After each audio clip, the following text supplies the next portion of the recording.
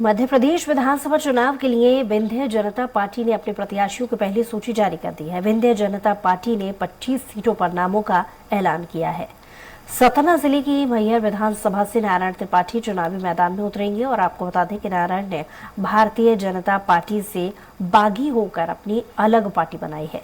त्रिपाठी 2018 में बीजेपी के टिकट पर विधायक चुने गए थे।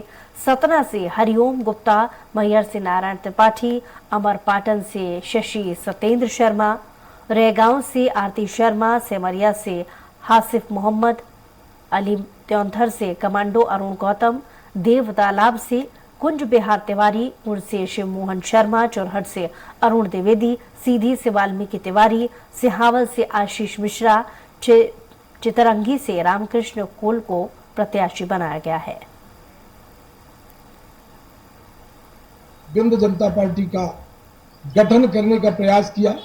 बड़ी मुश्किल से पार्टी का गठन हुआ, बड़ी मुश्किल से सिंबल मिला और अंतिम दौरान जब हमें ये लग रहा था कि हम विंध्य जनता पार्टी के द्वारा अपने लोगों को चुनाव नहीं लड़ा पाएंगे, कि अचानक अभी 4 दिन 5 दिन पहले हमें आप लोगों के द्वारा ही पता चला कि निर्वाचन आयोग के द्वारा चुनाव लड़ने की मान्यता हमें मिल चुकी है। तब अचानक में हम प्रयास करके सब लोगों को जोड़ने का काम किए और ये तय किए कि अब हम चुनाव लड़ेंगे।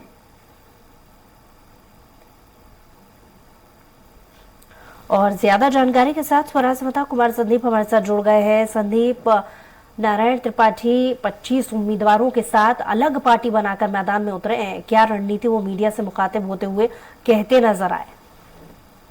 जी बिल्कुल, देखिए बुशरा, जो विंध्य जनता पार्टी है, नारायण त्रिपाठी ने उसके उम्मीदवारों की घोषणा कर दी है। तकरीबन 25 सीटें जो है उस पर उम्मीदवार घोषित किए हैं।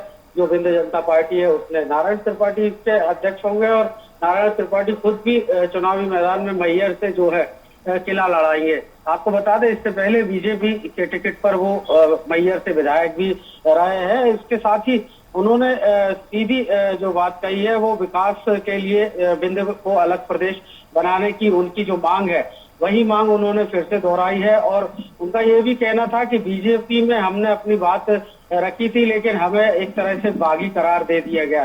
इसी के चलते जो है उन्हें विंध्य जनता पार्टी का गठन करना पड़ा और अंतिम समय पर उन्हें पता चला कि उनकी पार्टी को मान्यता मिल गई है। इसलिए जो है अब उनके उम्मीदवार चुनाव मैदान में होंगे और जो जिस भी तरह का फैसला सरकारों ने अभी तक विंध्य के साथ किया है वो एक तरह का धोखा किया है। इसी के चलते जो है वो आगे आए हैं और आगे आकर उन्होंने अपनी विंध्य जनता पार्टी बनाई है। बुशरा जी, संदीप, इसके पहले जब चुनावी तारीखों का ऐलान नहीं हुआ था, अलग अलग प्लेटफॉर्म से वो ये कहते अक्सर नजर आए हैं कि बीजेपी उन पर भरोसा नहीं कर रही है। जो उनकी बगावती सुर है वो पहले भी नजर आ चुके हैं उनके बोल में, उनके भाषा में। ऐसे में जाहिर है बीजेपी से किनारा कर लेने के बाद में कहीं ना कहीं ये इशारा है कि उन्होंने अपने समर्थकों को या स्थानीय इलाकों में जो मजबूत पकड़ विधायकों की उनके तरफ से जो है उनके समर्थन में ही वो चुनाव लड़ाना चाहते हैं। पर सवाल ये है कि स्ट्रैटेजी या कहा जाए कि चुनावी घोषणा, इस पर वो कितने तैयारी के साथ में मैदान में उतरे, इस पर क्या वो कुछ बोलते नजर आए?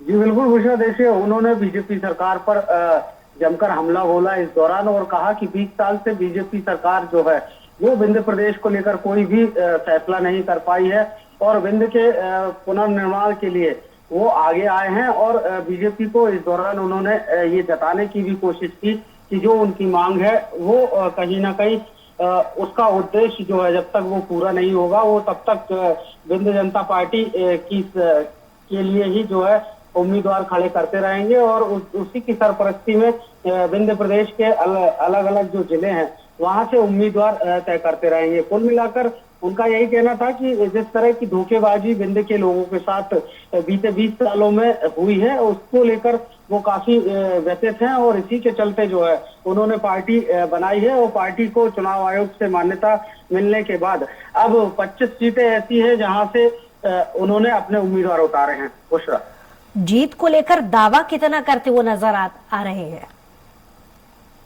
जी बिल्कुल, देखिए अभी चूंकि शैशव अवस्था में, शिशु अवस्था में विंध्य जनता पार्टी है, पहली बार जो है चुनावी मुकाबले में उतरेगी। ऐसे में दावे सभी तरफ से किए जा रहे हैं और इसमें विंध्य जनता पार्टी भी पीछे नहीं है।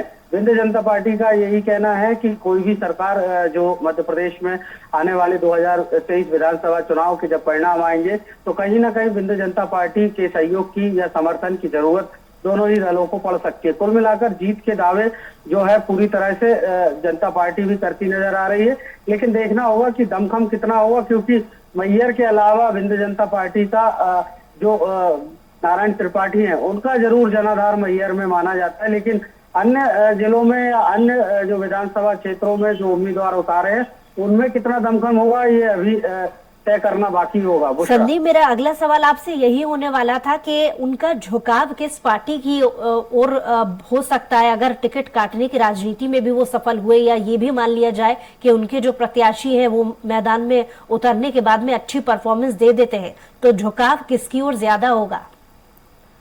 देखिए, नारायण त्रिपाठी को माना जाता है, इससे पहले भी वो पाला बदलने के दल बदल में रहे हैं, पहले कांग्रेस में भी वो जा चुके हैं और बीजेपी में भी वो रहे हैं। तो कुल मिलाकर यही माना जा रहा है कि जिस भी पार्टी की सत्ता आएगी, जो भी सरकार में आएगा, नारायण त्रिपाठी उसके समर्थन में खड़े दिखाई देंगे। बुशरा, चलिए, बहुत शुक्रिया तमाम जानकारी के लिए संदीप।